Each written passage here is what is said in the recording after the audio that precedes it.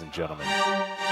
Here we are. It is time to ban away champions and then pick them immediately afterwards. Yes. Kalista going to be hitting the deck here as the Vi is going to be taken away from Gideon. And I think this is a really great, like you brought it up before, Gideon having a bit of a fall off. And I think that the meta has been changing, but I think it's changing towards Gideon rather than away from him. His tank play was what really impressed us earlier in the season, and more tanks are starting to crop up in the jungle, especially with a lot of these bans that are coming through. Talia and the Kalista both taken away here as the Azir is banned by T1. Calyx has been gravitating towards the Pigeon quite a lot, and with the Talia ban, it is something that they do not want to give away. What will be the prio pick here? As mentioned, T1 is heavily prioritized the Victor for Faker, so maybe Nongshim want to try and pick that away, but no, just going to ban it, as there we do see champion taken off the board. Faker really struggling against, I think, both Zaka and Chovy when it comes to his laning impact. Against Calyx, the best moments we've seen from him were in the team fight, so I do think there's a lot more leeway on what you pick in lane. It's not, we're not talking about Calyx as this super dominant laner. It's really more about the mid-game plays and the skirmishes. Xin Zhao is one that, to me, makes perfect sense. Yeah, it's like Rumble, Xin Zhao. I wrote the Rumble in already. Yeah. I think it makes sense. Rumble is still insanely strong. I do think that we have some tools that have looked pretty decent against him, but it really doesn't matter, even if you do well against him in lane, because the impact of the equalizers is always going to remain quite large now. This has become a more and more popular answer into the Rumble. You're just kind of going to ignore the early damage, and once you finish Koenig, you're really not in any issue or any trouble. As and it's Doran. Yeah, we are finally seeing. Because remember, yeah, for sure, this is like a complete no-brainer, right? For Nongshim, this is literally, I'd argue, one of the strongest top sides that you can get. Double melee with Sejuani. You get the Rumble, you get the Yone combo as well, which is insane. So, no-brainer for Nongshim. But I really want to hone in on this Pantheon, because for a good amount of time after this patch dropped, where Xin Zhao was nerfed. Okay. Well, I was about to say we're gonna see how the Pantheon can do. I love the Akali. I love the confidence. I don't think so far this is that crazy of an Akali angle. I think Ornn does really like to play with carries that can provide a lot of consistent damage, right? Where you really look for the team fights as opposed to more side lane and impact and backline dive. And I think playing Akali when there is a lot of CC on the enemy team and there is a lot of AoE damage is always a little scary. Now, the 2v2 is obviously quite strong. We have a lot of mobility and a lot of power to execute targets at a moment's notice. But as a three-man unit, Ornn, Pantheon, Akali does not sound nearly as enticing. It doesn't feel very cohesive. That is very true. Well, it's also, again, compared to what is on the opposite end. Yeah. No, you've got like the perfect best friends club staring down a bunch of people that have never met before is basically how I'm seeing it right now. Nautilus going to be taken away alongside the Elise. Some pretty obvious Lehens bans there, as the Nico is going to be taken away. Renata and Nico, both of them removed from carrier here. As I think it's such a shame that Ona locked in the Pantheon so early, because Gideon loves playing tanks, right? He loves Poppy, he loves Sejuani. Trundle would have been so good. And now, there's even a possible support Trundle angle. Could you imagine that? Subjugating the Ornn as he comes in? Oh, baby. Kind of love that. I'd be so keen. I don't know whether it'd happen. Lehens would. He might. If he doesn't just Shen instead. We'll see. There's plenty of weird stuff that he could go towards. Or just this would be weird. Cyracon. Yeah. Or he could play Zeri because it's due, and he loves playing. Oh my god, Zeri Lulu into Alistar? Well, that'd be pretty clean. Few considerations here. So the Zeri Lulu, I think, lane-wise, is a lot stronger, right? You really get to bully, really, regardless of what Guma ends up locking in. The benefit of this is that the Xayah will have a lot more agency into the Akali, and you are also able to deal with the Ornn a little bit better, which I do think is nice. And Cyracon is obviously still a strong combo. This carrier, or Guma, I want to say it's probably going to be the Jhin with the type of setup that they have here. And looking at these two compositions, I think that it is extremely one-sided. Yeah, well, when it comes to power, when it comes to cohesiveness, you go to Nongshim, right? Like the top side is insane. You have great engage. You have good kiteback potential as well. For me, the main issue with T1 is that the comp feels a little bit disjointed. That core of the Pantheon and the Kali, I think they go well together. They're decent with the Alistar as well. But then the Ornn makes sense in the matchup. I think the Ornn also will always provide a lot of utility. But one of the things I really like about Jhin and Ornn is that you can kind of fish, right? And you can play a little bit slower. You really are going to have to pick your moments with the Sakali because you don't have a control mage. So if you pull your triggers on that engage, but you don't have like a Chaos Storm or an Azir just hammering away at the health bars, I think you can get into some issues later on. Now, a side laner with Pantheon is always going to feel nice, and T1, I do think, are, when it comes to gameplay, looking a lot better right now. I would agree, and I think that nameplates are going to have to come into this one in a big way, because we know Doran, a fantastic tank player in general. His eye for teamfights has been fantastic. Owner is on a carry, someone that can affect the game very early on. That is exactly his bread and butter. And you and I casted a pretty good Akali Faker game at the World Championship, and I believe he won that one. In fact, he's won a few of them since losing to Kingen. And I think that, you know, after the double revenge worlds has been owned, I think he's going to be able to do it again here. Let's jump into the Rift, game number 1.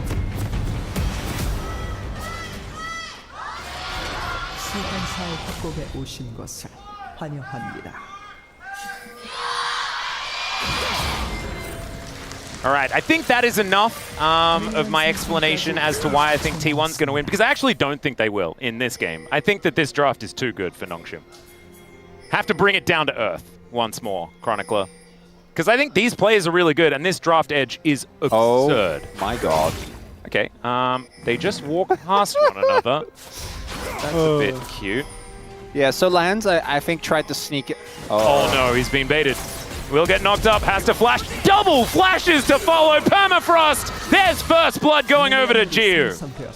And I hadn't factored that in when I said that I thought the draft looked good. I'm a bit confused as to why this happened. It's called Lehen's Voodoo. Lehen's mind control. Yeah, absolutely. Classic. We have seen this many a time before. It's like, oh no, I'm caught. No. Oh, I'm out of position again, guys. And oftentimes, this is why it's so genius. Oftentimes, he is straight up just caught. But then there's those couple of times that can really ruin the game for you. Well, that's a rough start for T1. Kill going over to the Xayah. Gonna start with a very early dagger.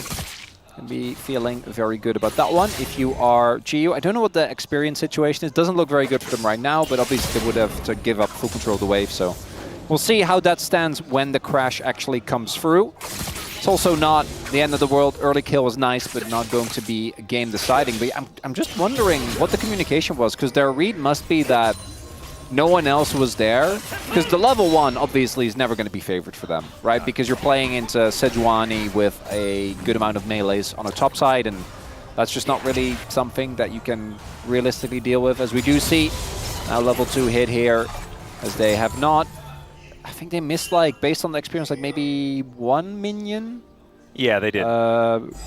And Lehen's actually, even without, you know, the support item, picked up a couple of them that he knew that G wasn't going to be able to get. So good guy Lehen's making sure that he gets the money at least. Goes to someone. It's Kingen up here getting pushed in by the Ornn, who's feeling fantastic. We expected this to be the case, given how not only good Doran is on the champion, but the matchup being pretty good into the Ornn. As now Jiu going a bit aggressive here. Another grand entrance comes down as Gumayusi in a bit of trouble. 250 health as he walks away. But the Lovers duo certainly working out so far for Nongshim down in this bottom lane. So hard to try and lane when the early stats can make such a big difference, right? Just having that extra attack speed available, being able to put those feathers down just a little bit faster. Definitely powerful as Inigo again. Yeah, here's another one. Bladecaller is going to root carrier for a few moments, but Gio is lit on fire, doesn't want to go too aggressive. And they do get double summoners out of the bottom lane in exchange for 2 on the side of T1 as well. Early fights really can go either way, particularly pre-6. I do think that Nongshim have the advantage once Faker's ultimate becomes available. Akali gains a ton of playmaking potential. This looked like, with the top side prio that was there for Doran, as well as the bot side prio that is double scuttle here for Owner on the Pantheon. As we take a look, I think that of these, really the one you're looking at are going to be Lucid and Owner. Outside of that, a lot of those players have obviously been struggling, even outside of their champions. Yep, and oftentimes it wasn't necessarily the Pantheon's fault, although there have been some grand starfalls that have gone in odd directions. You know, some interesting execution of those particular ultimates. Yeah, the timing on those can really throw you off. You can like, okay, I'm reading this fight. I know what's good here, and then you give it a few seconds, and then it doesn't. Yeah, but you've pressed the button, and you basically within a second are like, oh no. Yeah. Yeah, no, it's one of those things where even looking a few seconds into the future is hard. Yeah. It's like, you're talking about like, what, like 4 seconds? And also you have to make the play extraordinarily quickly to capitalize as effectively as possible. Of course. But it's just, even those couple of seconds in League, situations can change completely depending on cooldowns, depending on damage that gets done. We have the lane swaps come through early on here for a possible grub setup. Do continue to see the prio from Guma and Keria. And we don't really expect this early kill to change the lane, and I think Guma and Keria have been doing a really good job of making sure that that gold lead kind of shrinks again. Yep. Oh, here's the on-horn. Everyone's flashing in, and Owner just going to put a stick into the little yodel. Takes down the Rumble here. I would have said first blood, but it wasn't. That one had happened already. But still, first real kill after the laning phase started. As in goes Lehens, and out goes Lehens. Big win. That is Doran getting further ahead. He's now a level up on Kingen, by the way. Like, that was a really... And this entire wave is, I think, going to be missed. This was a really big gank, because it further accelerates Owner, and Owner, we have established, needs to be in a good spot for, I think, T1 to do well. Kind of goes both ways. If he's playing poorly, I think T1 suffers disproportionately, and, you know, being a jungler on a team that isn't having the best of form also kind of ties into that. But if he does accelerate, generally, he looks very, very good. The lane pressure comes through now, and it's Doran doing a lot of the heavy lifting there, right? When you look at the health bar of Kingen going into that play, he was basically just served up to this Pantheon on a silver platter. Yeah, Kingen really not having a great time so far in this game. This is a champion that he has found a lot of success on, and we'll just have to see whether some of these team fights can turn things around for the Rumble. Because as the game goes on, the On just gets better and better. You know, being able to give like 5,000 gold worth of stats to your team sounds pretty good. Having the best non-committal hearties or hard engage in the game. Doesn't sound too bad. It's not bad. It's nice. It's good stuff. Well, Nongshim, this is not the power spike yet, right? They want to hit that mid-game. They want to be able to get these skirmishes started around the Sejuani and around this Yone, who is also not having the greatest time. Like, Faker's laning on this Akali has been fantastic so far. You can see 250 gold is going to be his advantage at this point in time. He's got his Hextech cookie completed, and things looking pretty bright for T1 so far, but it's also only a 400 gold lead team-wide, so it's not really meaning too much. As Gideon going to be moving over towards Calyx, seeing whether they can find a little bit of an angle, or whether maybe there's going to be a dragon looked at before that bottom side of the map, or bottom side of the jungle, sorry, is going to be taken here by Gideon. Looks like a shove there to ensure Calyx can get it back in. Going to be having a decent amount of gold here, only sitting on a Vamp Scepter for now, so we'll see. The one-item spike for Nongshim is obviously amazing. And when it comes to Owner, Faker, and Guma, it's kind of similar, right? Like, that is one of the interesting things when evaluating these compositions. -1, by the way. Oh. That's fine. Yeah, Doran was doing so well, and now he's behind. Relative to cannons. The amount of cannons, exactly. Which very some would argue is the most important stat in League of Legends. Oh, that's right. W used. Yeah, Gideon looking for the angle here, and he should be able to find it. There's the permafrost, there's the ulti, and holding people in place is something that Sejuani is pretty good at. No flash available. The equalizer was probably unnecessary, but it looked very, very cool. And so that is going to be the return kill, some revenge here for Kingen. I think the read there from Nongshim was that if we don't use the equalizer, Kingen 10 TP. Oh my He's god! flashing for it. They find the knockup on a carrier as well. As he cleanses, he's just ignoring Owner, who will be able to protect his cow. And there's the Deadly Flourish to stop the Hens from going any further forward. That is 3 summoner spells, though, invested by Nongshim just to push them away. And so maybe Nongshim coming off a little worse for wear. Definitely not worth, but it does echo what Lahan said about playing with Vital and Geo respectively. And I quote, Vital's a bit more stable, Geo is a lot more aggressive. And I think we saw that right there. You know, he's got the dog in him, he's looking for the play. Was this a good play? No, because as mentioned, Alistair flashed, which he doesn't really care about too much. Whereas there were, particularly the Xayah Flash, I think, is the biggest deal, right? Like, Xayah Flash is a really important summoner on any AD carry, but particularly on her, because even with her ult, you can buy safety, but you can't buy space. So not being able to displace yourself is definitely a big sacrifice to be made. But yeah, so going back to that bot side play. Owner can't. Oh, he can flash, so because he didn't have to use it last time. As over the wall goes Calix. I'm not sure about this one because he's now getting closed in on.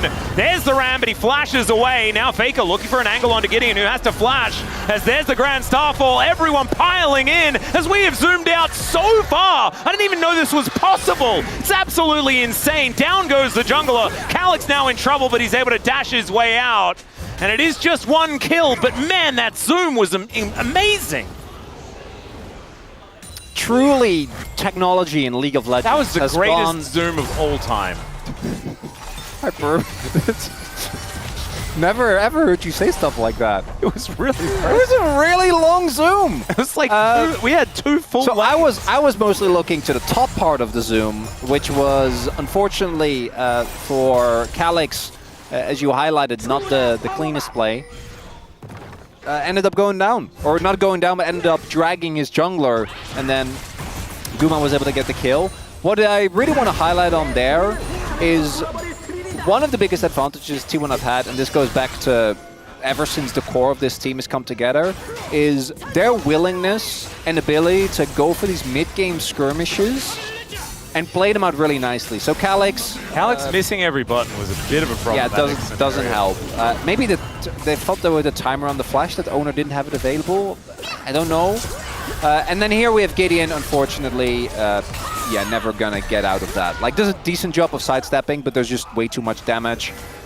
In the meantime, Nongshim get themselves the first dragon, so there's at least that. But right there we see the value of how much long range T1 have when it comes to catching people, right? Because Akali obviously needs to be in melee form, as does Owner. But you have on one give the Ornhorn being used, as there is an equalizer. Yeah, these harpoons are really connecting now for King, and actually some fancy footwork by the Rumble. So winning out on that particular trade, and has moved into a gold advantage off the back end of that players. Yeah, Calix is going to try and unbind the soul as best he can. Great knockup as the ulti comes through as well. Calix actually managing to do pretty well in the fight, but still, Faker with the perfect execution is going to be able to take him down, and Gideon not able to offer enough support. So the woes for this mid laner continue. The side laning of T1 is a little bit better. It's the Bash Bros, Owner, and Carrier running around the map. Is blowing people up. Yeah. Now we're in a situation where Faker has a extremely substantial side lane lead. Geo, he's here mid, pushing away, but even with Doran, you know, taking a bit of a beating there in the top lane, hasn't given up a single play thus far. Take another look here, so they know this is coming. Calix is able to dodge the E, which keeps him alive for a little longer.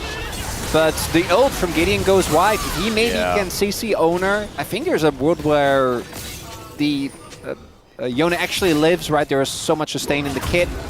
Not going to be the case. Also think the angle there was a little bit rough, right? Like if it was 2 seconds earlier, you could probably turn around that play. Not going to be the case though. And T1, the squad lead slowly extending. And yeah, as I was highlighting, even though a lot of the characters are melee, you do have a lot of effective range as Doran. Doran, I don't know. Okay, it's going to be a 2v2. They get the knockup. Bouncy Castle here for Kingen, but the Equalizer was doing so much work. The flash comes down and Calix just picks up the kill, and somehow Kingen limps away. Jokes about Ornn aside, the damage isn't quite there. I guess he's only been training the tank part, not the mage and warlock. They did nerf the mage, warlock, assassin, fighter, warrior. Yeah, they have. They really have many things. times. So I don't want to put this on Doran. I think it's more of a champion issue. He only has Kanik Rukran, right? But what we did see there is that thanks to the timely arrival of Calyx, good TP there, ends up turning the fight around. That is a big shutdown going over. The world's shortest teleport here by Kingen, as he just wanted to try and put the pressure onto Faker. I'm not entirely sure. I was a bit perplexed by that one, but that is still absolutely fine. Calyx going to be going back to his soul, and I think one thing that you alluded to just before is the lack of damage. We're talking about, you know, Pantheon and the Ornn here. If Faker isn't able to just have some of the best Akali teamfights that we've ever seen, the lack of damage is going to be a real problem here for this composition as they get later into the game. So T1, unless they start that snowball rolling, Gumayusi gets way too big to handle. It's going to become more and more of a problem. So one of the things that T1 can do, and that's why I think they're going to play towards if these mid-game skirmishes start to go kind of awry, is just play for side. Because your ability to collapse on side, I think, is way better. Yeah. In a front-to-back team fight, even with Ornn, which sounds kind of weird, but I do think you're going to struggle because you're playing into Rakan, you're playing into Xayah, you're playing into Sejuani and Rumble, right? There's so much team fighting power there. But Akali, I don't think will be matched by anyone inside. Like, neither Calyx nor King should be able to deal with him. And then you can very easily support with either the Jhin ult, with Pantheon ulting in, or even Doran can slow down, try and look for an engage as well. Nongshim, though, I think, as they should, continuously playing aggressive, continuously looking, and this first game dead even. And I want to remind everyone of the stakes. This game is a big deal. Atlas and I haven't gone off topic in 15 minutes. Yeah, we've been seriously talking about this game. It's kind of crazy. That says it all. I can't remember. Is the zoom out still? That's still on topic. No, that's very. Actually, that's more on topic than anything we've arguably ever said, because that was the coolest zoom ever. It was the coolest zoom ever. No one's ever spoken about a zoom like that ever before. It's fast. And Scouts is going to try and do some damage here to Doran. Gotta be careful. Now I'm like, okay, let's have a topic about observing, and then before you know it, we're talking about movies, Atlas. And I want to stay locked in. Yeah, we need to. Because it matters a lot. Even a single game win, again, can be the difference maker for Nongshim. Yep, means everything for Nongshim, ladies and gentlemen. And this is the biggest part. And DK and KT. But like, as far as the teams that are in this game, certainly means a whole lot more for Nongshim. As the equalizer goes down, doesn't manage to get the cannon, I'm pretty sure. That was a bit sad. Finished off by the turret. T1 is kind of just playing for vibes. They are kind of playing, but the vibes are really important, because after this match, they head off to Road to MSI, looking to win a best of 5 against maybe even this team. Could happen. And so picking up a victory here, going to be a big deal. Of course, starting off on the red side, a little bit rough here for T1. They have benefited a lot from the first pick ability. And Nongshim being able to utilize that one here. Oh, there's the collapse. That's a big old knock-up as Keria is coming in. They're looking for an angle, and they want to get both of them. There is the ulti to come out. The ult comes through as well from Calyx, who looks to unbind the soul, and he's just dead. Last hit by the Shuriken. That is deadly. And now the Rift Herald is just going to pop down for fun and not do a whole lot. Yeah, so Gideon tried to take the... He missed the bus. He tried to take the Rift Herald exit. Yeah. You know, just summon it. If he did it earlier, he actually would have He might have been able to get the mid. He would have. No, like he could have left easily. Actually, in hindsight, I think he realized it too late. But because the moment the TP comes in, right, like they're really far overextended. The fact that Gideon gets caught there on the Krugs is the biggest thing. I think T1 was just happy to only pick up Calyx instead they got a 2-for-0 combo deal. Yeah, but it was actually a really good heads-up play to not go all in on just getting the kill onto Gideon. They're like, wait a second, nah, we get both. Because Keria, he could have opted into it, right? But instead, he's like, no, let's just wait. I'm going to go wrap around. We're going to kill both of these guys. Yeah, they were, I think, only expecting to get Calyx. And Calyx, I think, would have died anyway. Was going too aggressive for this turret.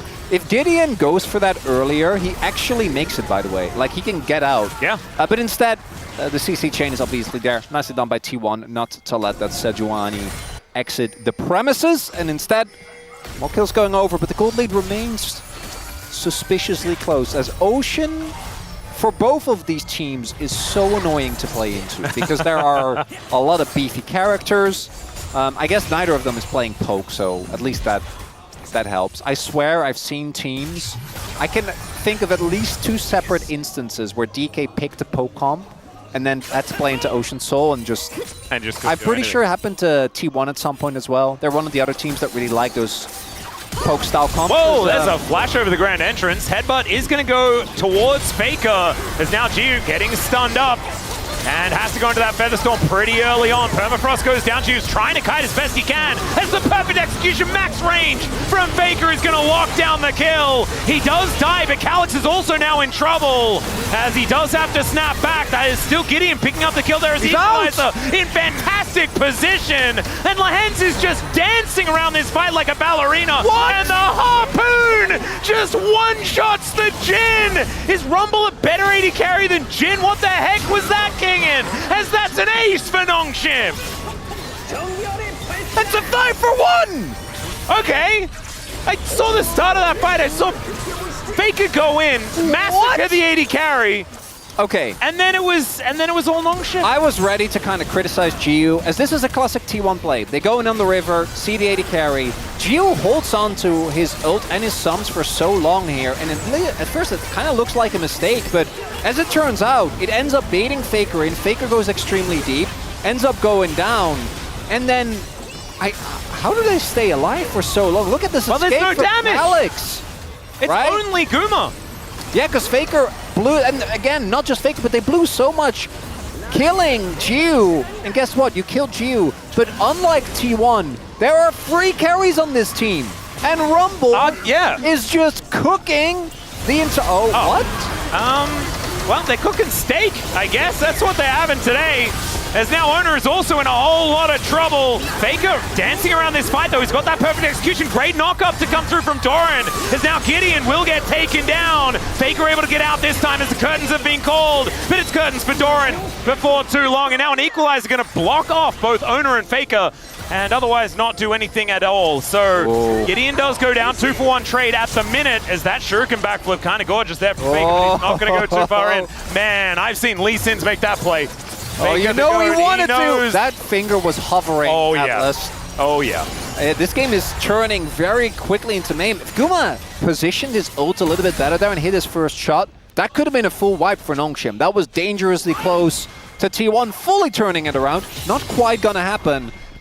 And I gotta say, the lane positioning at Calyx and his early laning phase were not the best, but the man is doing his job in these team fights. Oh yeah. He's certainly locking in now. You know what that is? Shaking the sillies out. That's challengers, babe. It absolutely As is. Nongshim, they're pulling trick. Look, these ults are not available for T1, and without their ults, I don't know if they can contest this. Doran does have his.